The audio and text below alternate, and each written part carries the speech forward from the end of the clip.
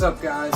We're back today for episode 2 of my fundamentals series, and today we're covering all the basics of nutrition.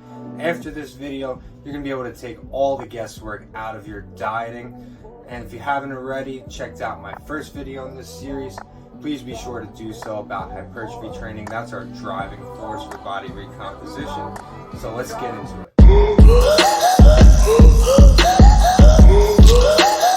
Before we get into actually setting up the diet itself, we need to determine your goal. So most people's goal of going on a diet is to lose weight, but that's not always the best case for everybody. Some people would actually benefit a lot more from building muscle than to try and lose fat. So up here we got some numbers of if you're sitting in these body fat percentages, this is when we want to be in our maintenance phase, a fat loss phase, or a muscle building phase. So some people will actually look thinner if they go into a muscle building phase because they're really just lacking muscle on their frame. So for the maintenance phase, for men, we want to be in roughly the 12 to 15% body fat range. For females, we want to be roughly in the 17 to 20% body fat range. So what this means is if you're someone who's just looking to eat a little healthier, clean up your diet, stop eating pizza every day, if you're in these body fat percentages, this is a great time to just maintain and enjoy life. Or if you have some events coming up, it's summertime, you want to just enjoy, that's a great time to run a maintenance phase and just keep your training in check. If your main goal is to lose fat, for men, you should be greater than 12 to 15% body fat, or females greater than 20% body fat. Otherwise, we're not really primed to lose that fat. Our body needs a certain amount of fat just to function, for our hormones, for our energy. The more fat stores we have, the more energy our body has. So your body's gonna look to defend against that if we're under these body fat percentages. Now, not to say that if you are less than 20% body fat, you can't do a fat loss phase, but it's not ideal for our body to maintain homeostasis. So for our building muscle, men who are lean, relatively lean, under 12% body fat, which is pretty tough to maintain year round, or females who are less than 17% body fat, should be going into muscle building phases. Alright, so when it comes to setting up our calories, our simple general maintenance calculation is going to be just taking your body weight, multiplying it by 15, and then we're also going to add in the activity factor. So we're going to get that number, then we're going to multiply by our activity factor, which I'm going to drop a link in the below, and also have a template built out for you guys to screenshot later on in this video. So if you're going into a fat loss phase, well, how many calories do you need to cut out? So I recommend going into a deficit of anywhere between 5 and 25% of your maintenance calories. So someone who is really overweight on the higher end on body fat can go upwards of 25%. But someone who is around that 20% for females and 15% for males should try to cut out the least amount of calories possible that they can lose weight, more around that 5% zone. Getting on to building muscle, it's going to be the same numbers, just now we're adding in calories over our maintenance because our body's going to need all those calories just to function. So if you're a really lean male and you're 10%, you could go up towards that 25% zone and not put on too much fat mass and really just hone in on building muscle. Your body's going to be primed to just build muscle and grow. And now we're going to get into part 2, which is actually going to be determining our macros.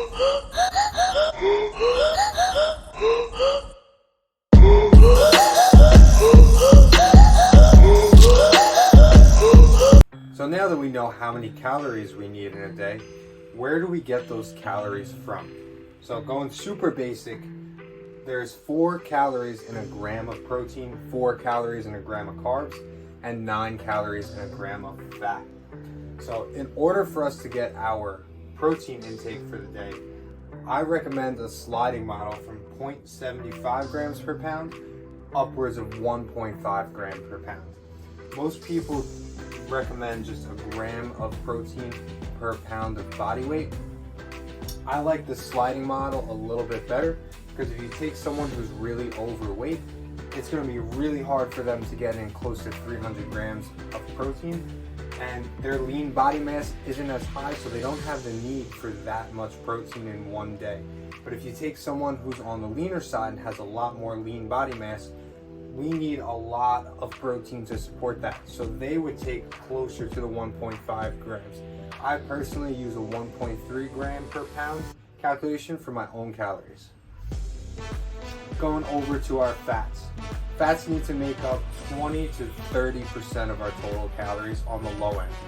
Our body needs healthy fats in order to support our hormone function, and if we dip below 20% of our calories, we're going to be way too low and we're going to start feeling diet fatigue, being a lot more tired, feeling run down, and our hormones are not going to be functioning optimally to build strength in the gym. So now to get our carbs, we're going to take our remaining calories, divide that by 4, and that's how many carbs we're going to take in a day.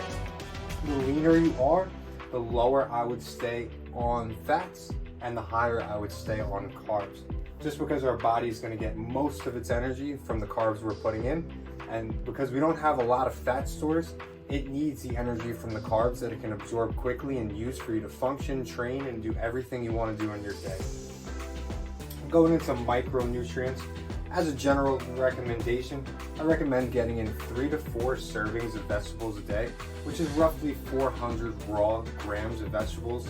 Now, obviously these numbers are going to change depending on what kind of fruits and vegetables you're eating, but as a good estimate, just shoot to get in 3 to 4 servings of vegetables, 2 to 3 servings of fruit, and you just want to eat a variety of sources of fruit and vegetables. This way we're covering all of our vitamins and minerals that we overlook and don't really think about. If you get in these numbers, your micronutrients should be pretty balanced.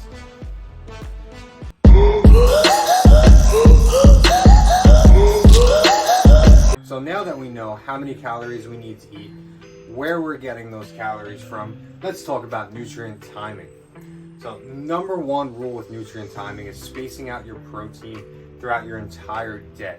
So anytime you're not training, your body is trying to recover. But first, your protein has to go to bodily functions. Then whatever is left over can go to muscle protein synthesis, which is our body using protein to help repair and build muscle. So if we're not getting enough protein throughout our day, we're going to go into a catabolic state and start muscle wasting instead of recovering and building muscle. That is my number one thing when it comes to nutrient timing. Just really making sure we're getting the most out of our training and fueling our body to recover.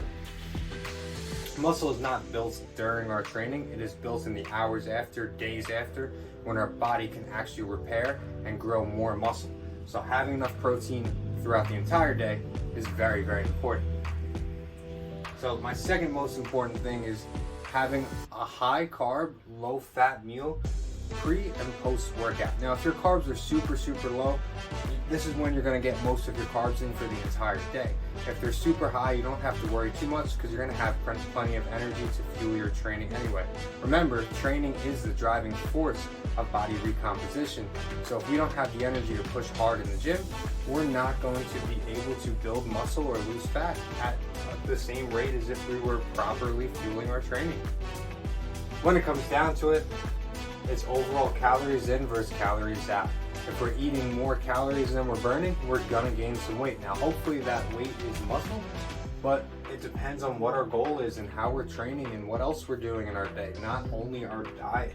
Same thing with losing weight. If we're eating too many calories, then we're not gonna be able to lose weight no matter how good our nutrient timing is. So I broke down a couple of the most important meals of the day, in my opinion. Your pre, post, and before bed meal. So in our pre-workout, you want to have multiple carb sources, one fast and one slow digesting. For me, I like to have oatmeal pre-workout and have a banana with that. The oatmeal is going to have a low glycemic index and it's going to break down a lot slower than our banana that has a higher glycemic index. They also use different pathways in the body to be absorbed. So one of them is going to fuel the beginning of our training, the other one will stay in our body longer and be digesting while we begin training. keeping us energized the entire time we're in the gym. You also want to have a protein source and keep it lower in fat, just so that we don't affect the glycemic index, because if you have a high fat meal, it's going to cause you to digest a lot slower. So post-workout, you want to have a high glycemic carb. Again, I also like getting a fruit source post-workout. You want it to be high in protein just to start that muscle protein synthesis process, and low in fat so it digests quickly into our system. Before bed, I also like to have a high protein meal. When you sleep, it is the longest you're going to go without eating throughout your entire day. If you're sleeping for 8 hours, your body isn't getting food for 8 hours, but it's still functioning. Your body doesn't just turn off because your eyes are closed. It still has to run all of the systems in your body in order for you to breathe, stay alive, and then be able to get up the next day and function. So we need to fuel our body and not go into a catabolic resting state. We want to keep it anabolic as long as possible. I also like to have a moderate amount of carbs and fat in this meal. The carbs I do find help me sleep better, and fat is again going to help us slow our digestion. I hope now you guys can take the guesswork out of dieting. In another video, I'm going to cover the exact calculations I do and do a couple examples so that you guys can actually see how to design your own nutrition plan. If you guys like today's video, please like, subscribe, comment. Let me know what you want to see in future videos. On next week's fundamentals, we're going to be covering supplements, and the couple of supplements that I like that actually do something. Most of them don't do too much, but I'm going to give you guys a cheat sheet on what you actually need. So with all that, thank you guys for tuning in, and I'll see you next week.